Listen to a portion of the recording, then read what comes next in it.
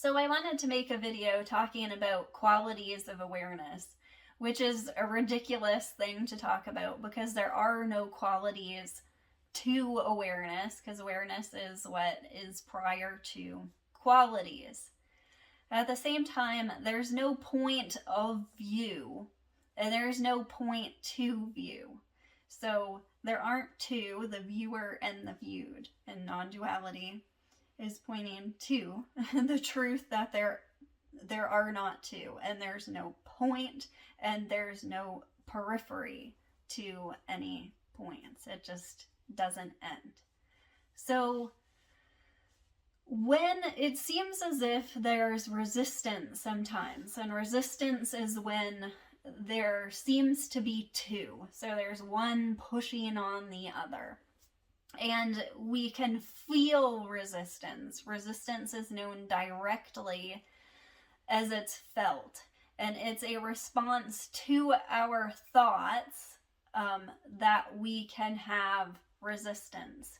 So if I think a thought of separation, feeling, which is the truth of non-separation and non-duality, it responds to that thought with a feeling of negative emotion, of resistance. Now, the awareness of the feeling is utterly non-resistant, but it's aware of the resistance, and again, not to, which is why we can drop resistance either by focusing on a subject or a thought that is not resistant, or by examining and questioning the resistance and seeing that there is not two in it.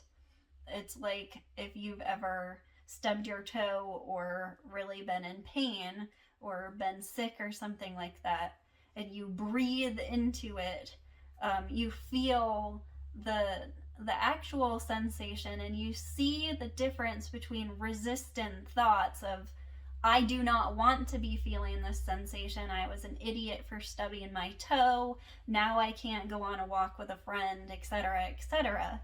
You separate the actual sensation, which is truly healing itself after the fact, and the thoughts that are saying, I don't want to be feeling this sensation. And so we drop the resistance in that moment, and the now is the only point, not really a point, that we can do that. So I noticed sometimes, especially if I was overwhelmed, or I saw something that I thought for myself would be very unacceptable. Like when my kids were really little and they had like accidents in the car and it was just like all up their back. Like I would see what was going on and I would know like what I had to clean up. And awareness, it would seem as if sometimes there would be a separation when there was a moment when I was surprised, or when there was really something going on that I did not want to have happen. But in that moment, I saw that I was just directly seeing it, and I saw how crazy it was that I had all these kinds of thoughts about how this was horrible. We were 4 hours away, and I had one baby wipe left, and I've got to clean up all of this somehow and figure this out somehow. That there is no future, no judgment of the situation at all in the present. And that now is all that there is. And so we're always completely aligned with that now. So the more that we align our thoughts with that now, the more that we pay attention to how thoughts feel, the more power it seems we have, because we're not pushing up against resistance.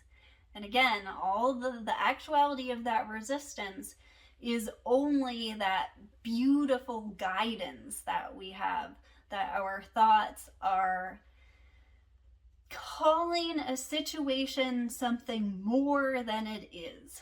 Like going back in the example of the stubbed toe, Now I can't go on a walk with my friend because my foot hurts, or I was an idiot to not see that step, are all things that we get all convoluted with the pain that we're feeling and avoid the sensation. We actually avoid the healing itself. So it hit me the other day how inferior starts with in fear, and how when we feel that we are a separate self, and we're separate from the world, it feels like the world is a very large, scary place. So it's as if this is what it really is when you sort of drop that imaginary separation. It's like this friend I have that likes to hide behind corners and scare me. So if I'm in my head and I'm thinking about like all the things that I need to do, I'm not like listening, I'm not seeing, I'm not present, and that's the perfect opportunity for her to hide behind something, jump out, and scare me.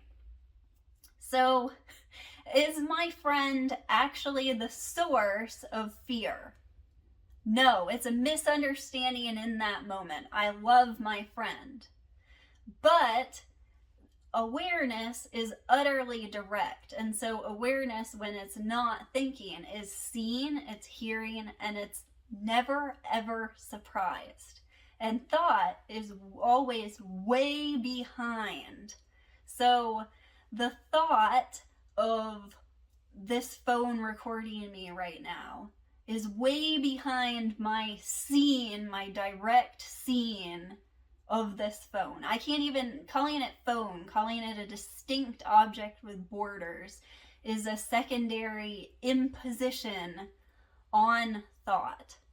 So we're utterly direct, we're utterly now. And so you cannot be surprised. And so what happens when I notice her hiding behind a door and trying to scare me, before she notices me, instead of she being laughing at me because she took me by surprise, I'm laughing at her because I saw her first. This is my joke. And the joke is always on you. The you is a thought that comes far behind and is never ever present and up to speed with what actually is. And that itself is the true you. It knows everything. A secret is something cut off. It's something, this part is known, this part is unknown. Non-duality says there is no secret. That's the secret. That there is no secret. Everything is known, but it's not known for any particular person.